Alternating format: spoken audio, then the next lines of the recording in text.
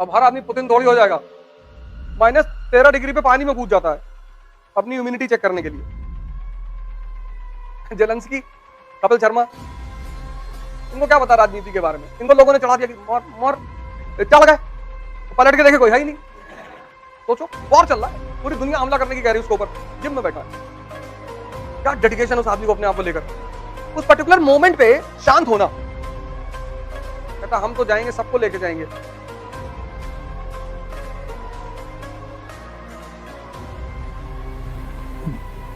जय हिंद फ्रेंड्स।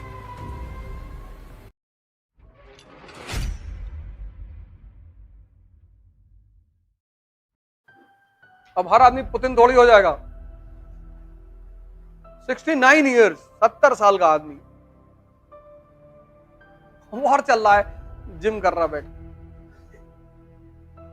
सोचो, वॉर चल रहा है, पूरी दुनिया हमला करने की कह रही है उसके ऊपर, जिम में बैठा है। क्या डेडिकेशन उस आदमी को अपने आप को लेकर।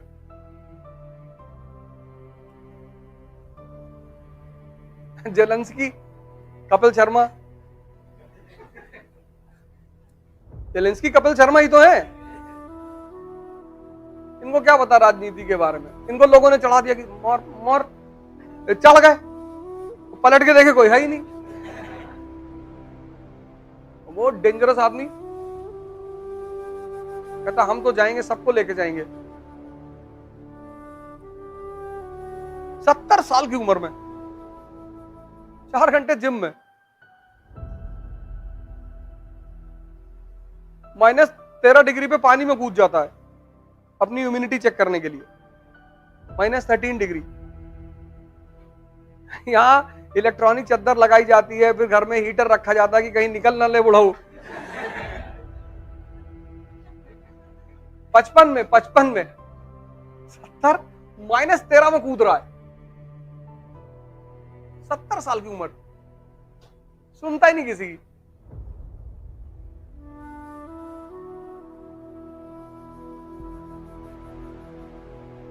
पानी में अगर भंवर बहुत तेज हो जाए ना तो अपनी बॉडी को छोड़ दो, हाथ पैर मारोगे नीचे चले जाओगे, खत्म।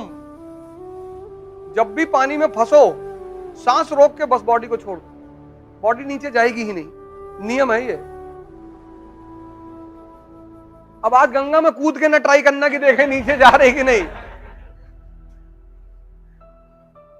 यहां तो कुछ बोलना मुश्किल है ना, पता लगा मास्टर ने कहा था नीचे नहीं जाएगी।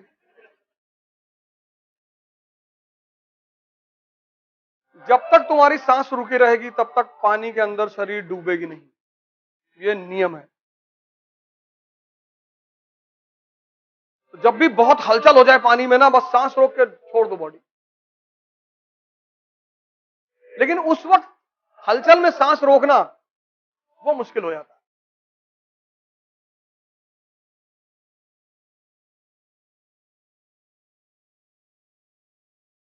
जितने लोग शिकार होते हैं एक्सीडेंट वगैरह में, वो इसीलिए होते हैं। उस पर्टिकुलर मोमेंट पे शांत होना।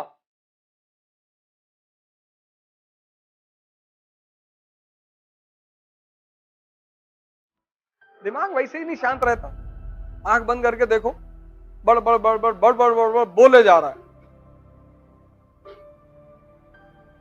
इसलिए तो मैं तुमसे कहता हूं कि तुम 40 घंटा आंख खोल करके बैठ सकते हो, 40 मिनट आंख बंद करके नहीं बैठ सकते। बैठने नहीं देगा तुमको ये।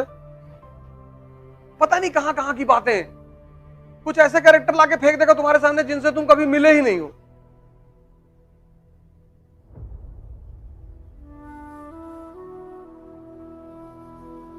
तुम देखोगे सड़क पे बहुत लोग बड़बड़ाते हुए चलते हैं, अपने से बोलते हुए चलते हैं। वो जो भावनाएं वो नहीं कर पा रहे हैं तो ओवरफ्लो हो रही है।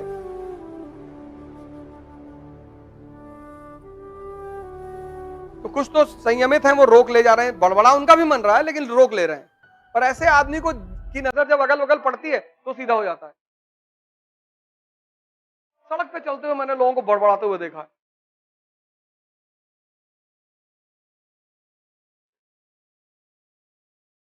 अगर गलती से उनकी नजर तुम्हारे ऊपर पड़ जाएगी तो एकदम अटेंटिव हो जाएंगे, देख लिया।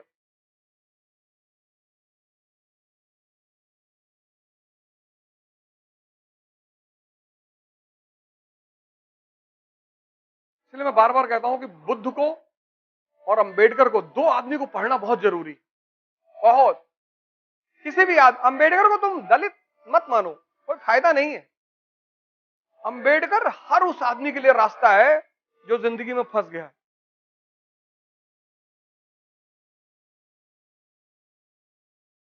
अब दलितों ने क्या किया, उनको भगवान बना दिया। तो भगवान का मतलब यह कि जो वो कर रहे हैं वो भगवान थे, हम कर ही नहीं पाएंगे, बच गए दलित। और सवर्ण कहते हैं कि हम लोगों को बहुत परेशान किया इन्होंने। कैसे नहीं किया, हम लोग को बहुत परेशान किया। तो कैसे किया, अब किया है, अब क्या बताते कैसे किया।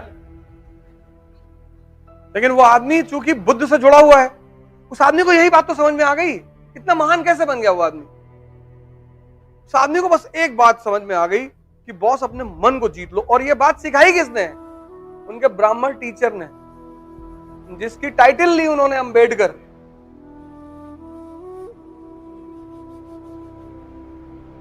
नहीं तो तुम्हें कोई गाली दे और तुम डेली क्लास जाकर बैठ सकते हो, कभी नहीं बैठोगे। लेकिन वो मास्टर जो पीछे बैठा हुआ था ना, वो बताता था कि कोई बात नहीं, कृष्ण को भी गाली पड़ती थी, कृष्ण को भी लड़कियां चढ़ाती थी। अगर तुम्हें कोई, जैसे तुम्हारे पास एक गुरु है और तुम फंसते हो और तुम उसके पास जाते हो और वो तुम्हें कोई एग्जाम्पल दे देता है, तुम्हें थोड़ी चिढ़ाया जा रहा है। कृष्ण, शेष, महेश, गणेश, दिनेश, ये सारे मिलकर अंतर गावे, महिमा गावे, और ताही अहीर की छोहरिया छछिया वर छाछ पे नाच नचावे। मतलब दुनिया को बनाने वाले जो भगवान है वो उस आदमी की महिमा गाते हैं, और उस आदमी को ये अहिर की लड़कियां कहती है इतना मक्खन देंगे, नाच के दिखाओ, और वो आदमी नाचता है।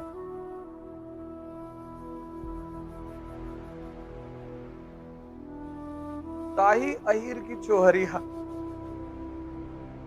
कितना पहले नाचो,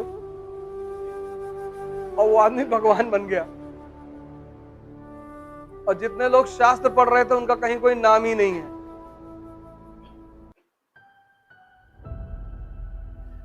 जब तुम जीवन में फंसते हो ना, इसीलिए घर में माँ बाप, भाई बहन, कोई एक आदमी तुम्हारे पास ऐसा होना चाहिए कि जब भी तुम फंसो और तुम जाके उसको बोलो, यार क्लास में आज एक लड़का बदतमीजी कर दिया, कहा बहुत अच्छा, कुछ मत बोलना, तो कल जाके थैंक यू बोल देना। जब गर्दन काटनी है तो गाली देने की जरूरत क्या है, हाँ चले। तुमने दूसरे दिन आके उस लड़के को कह दिया कि थैंक यू यार, अच्छा किया तुमने मेरी बेइज्जती की। अब अगर तुम मन में उसके वेमनेस रखोगे, डेली नहीं पढ़ पाओगे क्लास में। डेली जैसे तुम्हारी नजर उस लड़के पड़ेगी, तैसे तुम्हारा 2 किलो खून जल जाएगा। एक आदमी अपनी लाइफ में पकड़ो, एक, कोई भी एक आदमी, चाहे तुम्हारी माँ है, चाहे पिताजी है, चाहे दोस्त, कोई दोस्त मिल जाए ऐसा जो तुमको चढ़ाता रहे हर जगह पे, फिर डरने की कोई बात, मार डालो।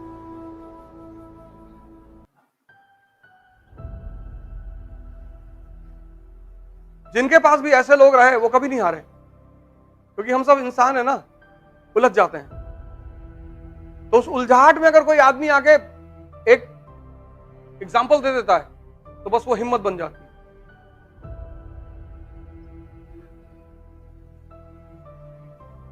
मैं गोवा गया, वहां पैराग्लाइडिंग होती है समंदर में, तो हम चले गए, हम करीब 12-13 लोग थे। तो हम जिस शिप में बैठ के गए स्टीमर पे, उसमें मैं अकेला पड़ गया और बाकी मेरे सारे दोस्त दूसरे स्टीमर में। और हम जिस स्टीमर में थे उसमें करीब 9 लड़कियां थी और मैं सबके पीछे बैठा हुआ था। वो जो पैराग्लाइडर था उसने मुझे लगा कि ये सब करेंगी, पहले तो देखा जाएगा कैसा हो रहा है, डर लगेगा तो कह देंगे भैया तबीयत खराब हो रही, नहीं करेंगे। उसने सबसे पीछे से शुरू किया।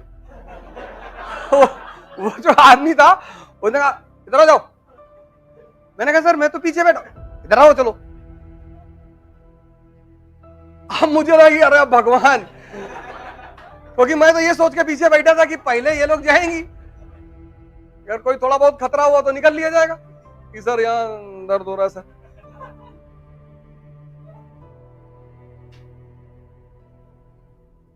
अब भैया जब उसने पानी में उठाया ना, अरे भगवान, अब लड़कियों के सामने तुम रो भी नहीं सकते। एकदम ऐसे खड़ा हुआ था उसे, लेकिन हमको ही पता था कि अंदर हो क्या रहा है।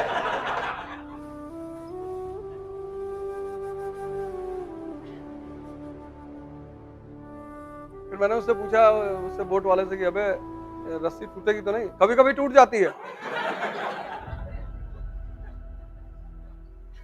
हमने कहा समंदर में शार्क वार्क तो नहीं है, अब निकल आए तो तुम्हारी किस्मत। वो और उल्टा बोल रहा था। जैसे भाई एक आदमी होता है वो आपको हिम्मत देता है, कह रहा है नहीं भाई साहब रस्सी नहीं टूटती। वो गोवा का आदमी थोड़ा रफ होता है, होते हैं रफ, वो ज्यादा बात नहीं करते। मैंने कहा भाई साहब वो शार्क वार्क तो नहीं आती? कहा तुम्हारी किस्मत होगी तो आ जाएगी। अरे मैंने कहा यार अब भगवान आज निकाल ले किसी तरह से। और फिर पूरा हनुमान चालीसा पढ़ना शुरू किया।